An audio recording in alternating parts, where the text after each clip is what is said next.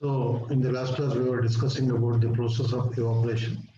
So evaporation is the process in which a liquid changes to the gaseous state at the free surface below the boiling point through the transfer of heat energy. So basically, the evaporation process is nothing but the difference in vapor pressure at the water surface or at the temperature of water, and the vapor pressure in the atmosphere, so which is generally measured about 1.5 meter above the water surface level. So basically evaporation is the difference in vapor pressure at the water surface and also in the atmosphere. So now, when some molecules possess sufficient kinetic energy, they may cross over the water surface. That means they escape from the water surface. The net escape of water molecules from the liquid state to the gaseous state is called as the evaporation. Now, so these are some of the factors which influence the rate of evaporation. So the first one is the temperature. The rate of evaporation increases with the increase in the water temperature. The rate of evaporation increases with the increase in water temperature, and it also depends on the atmospheric pressure. A decrease in the barometric pressure or atmospheric pressure as in the high altitude, so the rate of evaporation increases. So the rate of evaporation depends on the temperature, the atmospheric pressure, and also the wind speed. So wind speed may distort the process of evaporation. So wind aids in removing the evaporated water vapor from the zone of evaporation and consequently creates a greater scope of evaporation. And also the rate of evaporation depends on the size of the water body. So more the area exposed to the atmosphere, the more will be the evaporation, and lesser the area exposed to the water surface area exposed to the atmosphere, and lesser the evaporation.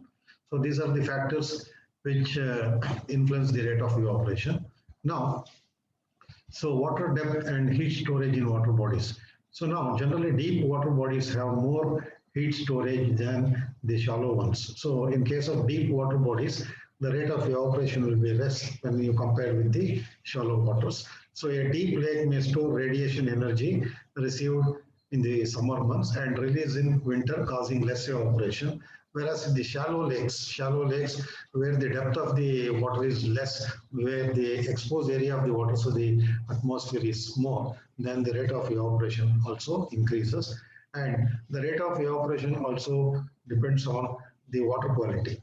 When solute is dissolved in water, when there is soluble in liquids in the water, the vapor pressure of the solution is less than the pure water. Hence, it causes the reduction in the rate of evaporation. So when the water surface area, so if the quality of the water is more turbid, then obviously the rate of evaporation also reduces, and also it depends on the dissolved salts in the present in the water, so which also reduces the rate of evaporation. So these are the factors which influence the rate of evaporation, that is temperature, the atmospheric pressure, the wind speed, the size of the water body, and the water depth, the storage, and also the area exposed to the atmosphere, and also it depends on the quality of water.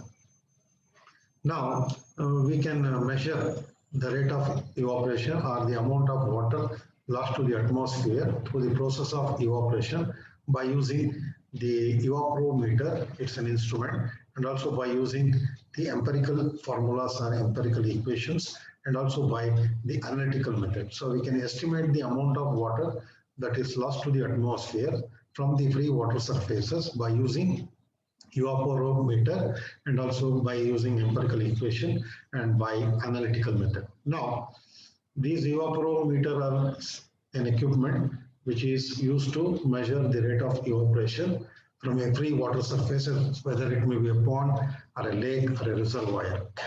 So water containing pans which are exposed to the atmosphere and loss of water by evaporation measured in them in regular intervals. That means you have a equipment which is known as the pan evaporation equipment. So where it is filled with water, and whatever the water that is lost to the atmosphere can be measured at regular time interval. So Indian meteorological data has maintained these equipments called as the evaporometer, and meteorological data such as humidity, wind velocity, air and water temperature and precipitation data are also measured and noted along with the evaporation. So in the process of measuring the evaporation, you can also find out the wind speed, the humidity present in the atmosphere, and the wind velocity, and the air temperature, air and water temperature, and whatever the precipitation that has taken place during the measurement of evaporation. So now there are nearly 4 equipments of evaporometer, that is Class A evaporation pan. Second one is ISI standard evaporation pan, and third one is Colorado sunken evaporation pan, and USGS floating pan. So these are the auxiliary equipments by which you can measure the evaporation from free water surfaces. Now, this is a Class A evaporation pan. Class A evaporation pan.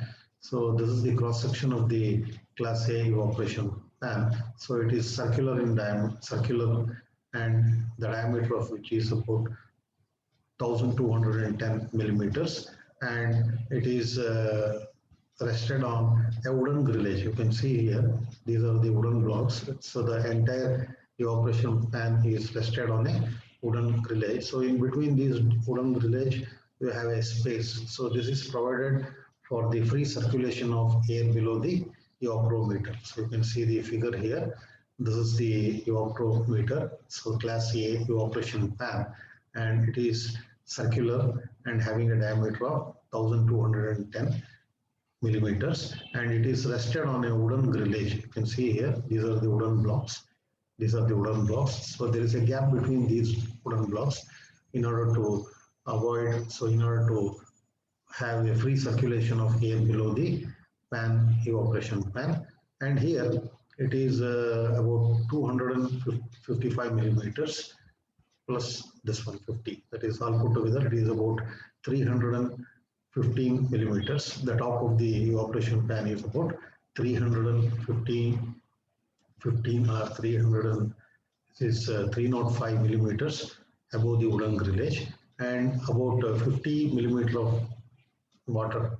So water is maintained to a depth of about 250 millimeter. You can see the water surface elevation here, and this is the water level in the pan, and this is open to the atmosphere. It is open to the atmosphere. So at the top of the evaporation pan, a wire mesh is protected. A wire mesh is protected because in order to avoid any losses of water due to any human or animal interference. So here the top of which is covered by a wire mesh, and here also you can see a vertical pole has been erected. So this gives you the information about the wind velocity. Wind velocity, it's also called known as the anemometer.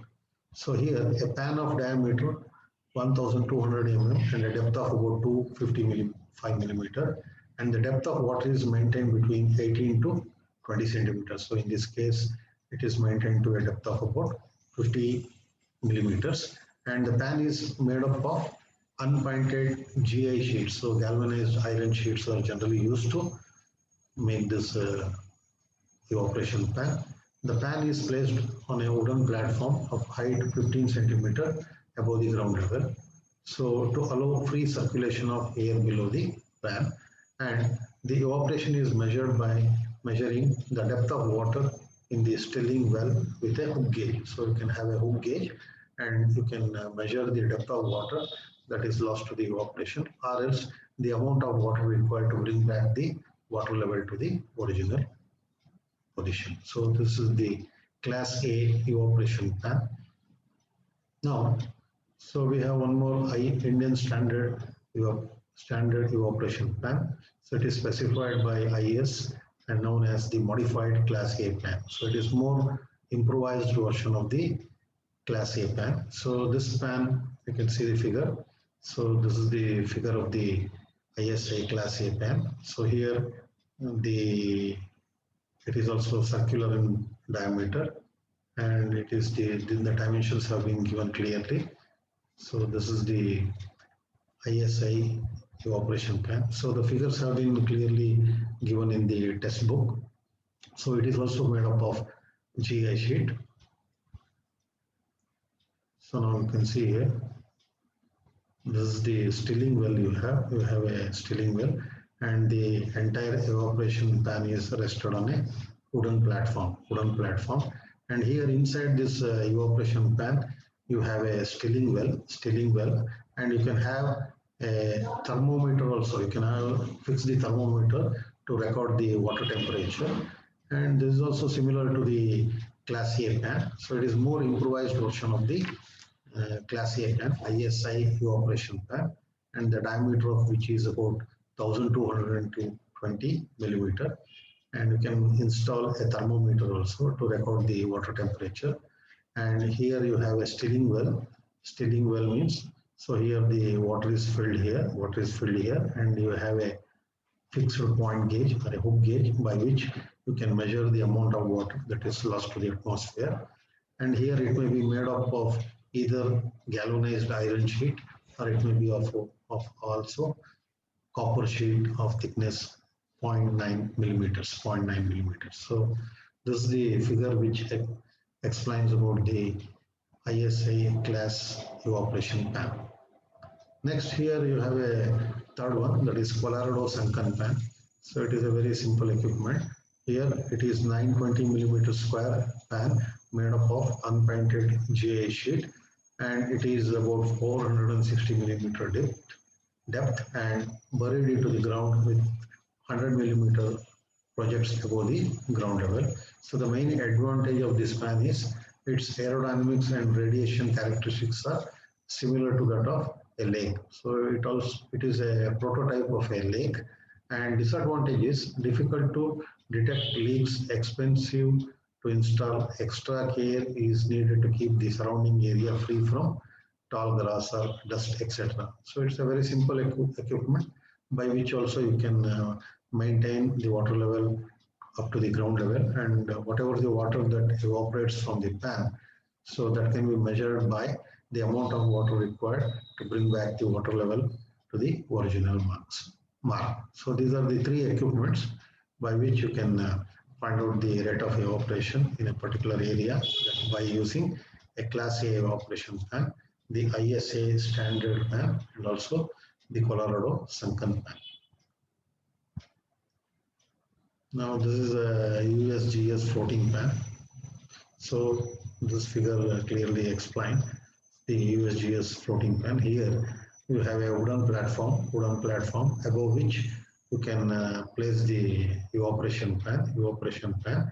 So this wooden platform is used to, it floats on the water surface, above which you can install the evaporation pan. And here also you can have the equipments to measure the wind velocity, the water temperature, and also the atmospheric pressure. So this is also an equipment by which you can measure the rate of evaporation in case of a small pond or a small lake. Now, these are some of the advantages of the evaporation pan. So, evaporation recorded by pan differs from that of the lake or reservoir, because here whatever the amount of water that is evaporated in a pan will not be equal to the whatever the water that evaporates from a lake or a reservoir. Hence, this is one of the disadvantages. And depth of exposure of pan above ground level, and the color of the pan, and the height of the ring, and heat storage and heat transfer capacity with respect to the reservoir, and also the pan diameter. So these are some of the demerits. So now, whatever the values that you get from the evaporation pan, so cannot be directly used. So it has to be multiplied by a coefficient. In order to get the exact amount of water that is lost to the atmosphere in a lake or a reservoir. So whatever the data that we get from the evaporation pan cannot be directly used. So it has to be multiplied by a coefficient. So that coefficient is called as pan coefficient. So we have to reduce the evaporation recorded by a pan to that of a lake or a reservoir by multiplying by a coefficient which is known as the pan coefficient. Now, here pan differs in the heat storage capacity and heat transfer from the sides and bottom. So the result reduces the efficiency. that is sunken pan and floating pan, eliminates this problem. The height of the rim in an evaporation pan affects the wind action.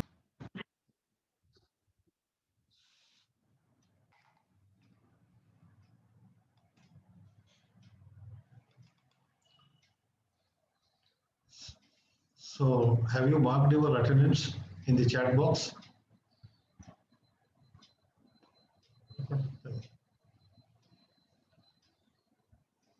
So please mark your attendance in the chat box. There is network problem.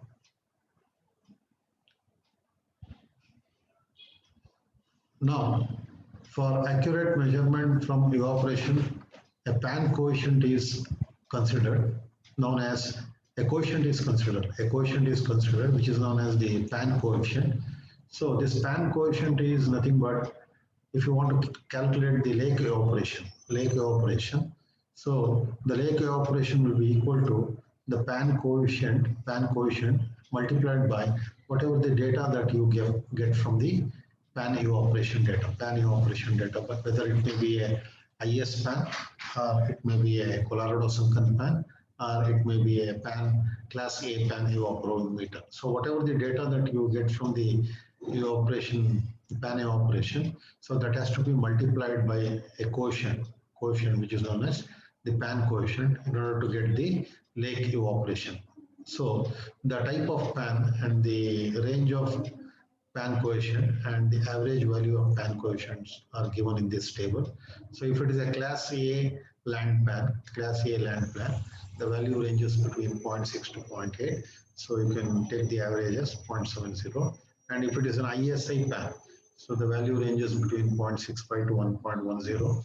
So you can take it as 0.80. And if it is a Colorado sunken pan, so you can suitably assume it as 0.78.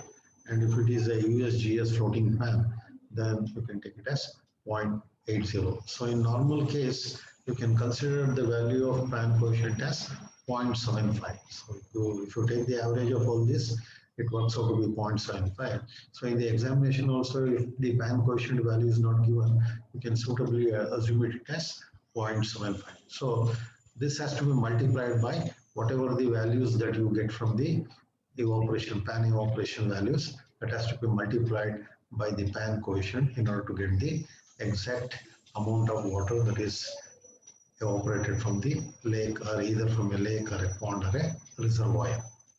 Now, so next, these are some of the empirical formulas by which you can estimate the amount of water that is lost to the atmosphere through the process of evaporation. And the most of the available empirical equations for estimating the lake evaporations are the Dalton types equation of the general form. So this equation is known as the Dalton's law of evaporation. The Dalton's equation of evaporation, or the Dalton's law of evaporation, it is of the form EL is nothing but the lake evaporation in millimeters per day. So that is equal to K into F U into EW minus EA. So EW is nothing but the saturation vapor pressure at the water surface, that is at the top of the water. So it is always in terms of millimeters of mercury. And EA is nothing but the actual vapor pressure in the atmosphere. That is at a specified height. So it is also measured in terms of millimeters of mercury. So evaporation is basically the difference in vapor pressure, at the water surface and in the atmosphere. And here Fu is nothing but the wind speed correction function. Wind speed, if you consider the wind speed, so this equation is known as the Dalton's equation for calculating the lake evaporation, that is EL is equal to K into Fu into EW minus EA, and K is a coefficient. So EA is measured at the same height at which the wind speed, that is U, is measured. So generally the atmospheric vapor pressure is measured at a height of about 1.5 meter above the ground surface, and similarly the wind speed is also measured at a height of 1.5 meter above the water surface or above the ground surface. Now this is the empirical formula, that is Dalton's for for estimating the lake evaporation. Next, you have one more equation, empirical formula, which is known as the Mayer's equation. Mayer's formula. It is of the form.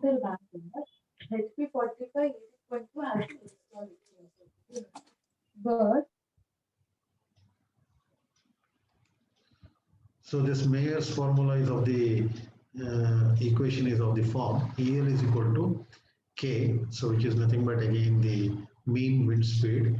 So into EW minus EA, that is 1 plus U9 divided by 16. So here EL stands for the lake evaporation in millimeters per day. EW is the saturation vapor pressure at the water surface temperature. It will be given in millimeters of mercury. It is measured in terms of millimeters of mercury, and EA is the actual vapor pressure in the atmosphere at a specified height. It's also measured in millimeters of mercury. And U9 is monthly mean wind velocity at a height of 9 meters above ground level. So this data will be given to you in the examination. And also Km is coefficient accounting for other factors. So 0.36 for large deep waters and 0.50 for small shallow lakes. So this K is a constant. So these are the values. So this equation is also can be used to estimate the lake evaporation. So which is known as the Mayer's equation. So third, you have one more equation, that is Rover's formula. So by this also you can estimate the lake evaporation. So here EL is equal to, so it's quite big. You have to remember these values. It is 0.771. Open the bracket. There is 1.465 minus 0.000732 P suffix A into 0.44 0.0733 U naught multiplied by BW minus EA. So here PA is nothing but the mean barometric pressure in terms of millimeters of mercury. U naught is nothing but the mean wind velocity in kilometers per hour at the ground level. And here taken as the wind velocity 0.6 meter height above the ground level. So generally the wind velocity will be measured at a height of, generally it will be measured at a height of 1.5 meter above the ground level, but here it has taken minimum height should be about 0.6 meter above the ground surface or the water surface. And here EL, EW, EA are mentioned earlier. So EW is nothing but the vapor pressure at the water surface at the temperature of the water, and EA is the vapor pressure in the atmosphere. So these are the three equations by which you can estimate.